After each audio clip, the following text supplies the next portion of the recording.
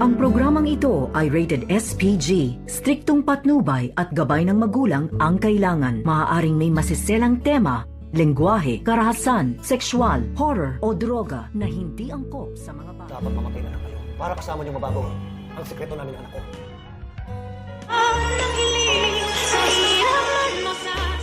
Ito pala ang nangyari dito kay Don Pepe bago ma-cardiac arrest ito dahil tinanggal pala ni Doc Carlos Benitez itong oxygen na nakaalagay dito sa bibig ni Don Pepe. Kaya naman, nagtataka itong si Doc Lendon Javier at itong si Annalyn na kung bakit nagkaganoon na nag-cardiac arrest nga itong si Don Pepe. Subalit walang kaalam-alam itong si Doc Carlos. Nang ginagawa niya ang mga iyon ay may nakakita nga sa kanila ito ngang si Narsneng at hindi pa nga nagpapakita itong si Narsneng at masabi dito kay Annalyn at dito kay Doc Lendon Javier ang dahilan na kung bakit biglaan na nag-cardiac arrest itong si Don Pepe at nakumatos.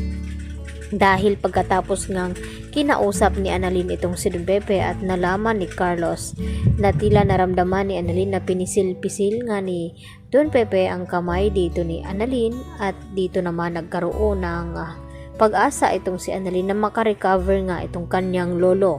At dahil sa takot nga ni Carlos Benitez na baka malaman daw nila ang katotohanan sa likod ng sikreto ni Carlos ay dito niya sinabi kay Don Pepe na mababaon kasabay ni Don Pepe ang kanilang sikreto ng kanyang anak na si Zoe. At dito naman na umaasa pa rin itong si Lynette at nagdadasal na sana makarecover na nga itong si Don Pepe nang sa ganon ay malaman na nga nila kung sino nga ang gumawa na nagkidnap dito kay Don Pepe. Dahil iniisip pa rin nila na ang suspect ay itong si Moira at itong ang si Zoe.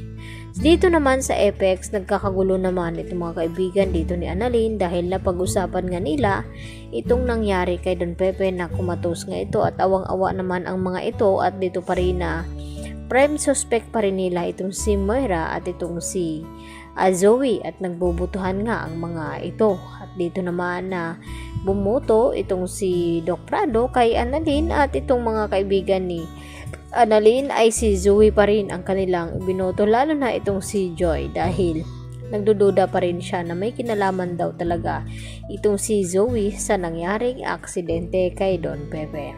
Samantala, tila hindi na nga mapakali itong si Zoe nang makunan siya dito ng fingerprint ng mga pulis dahil alam niya sa kanyang sarili na nahawakan niya nga itong medical supplies na dinala dito ni Carlos Benitez upang gamutin ang kanyang sugat at ginamit naman ito ni Zoe kay Don Pepe at pati na itong si Carlos. Kaya naman nag-iisip itong si Moira na kung paano nila malulusutan itong DNA, itong fingerprint na ginagawa ngayon ng mga pulis at ni Giselle. At dito tila tuliro itong si Zoe habang nag-iisa sa kanyang kwarto at parang nababaliw na itong si Zoe habang nagmamaniho nga ng kanyang kotse at may biglang tumawid at dito naman nataranta na nakita at nasulya pa ni Zoe kung sino nga itong tumawid at ito na nga si Don Pepe. At magtataka naman ang mga ito na kung bakit parang tuliro at nawawala na nga sa pag-iisip itong si Zoe dahil kinakain na nga siya ng kanyang konsensya ngayon.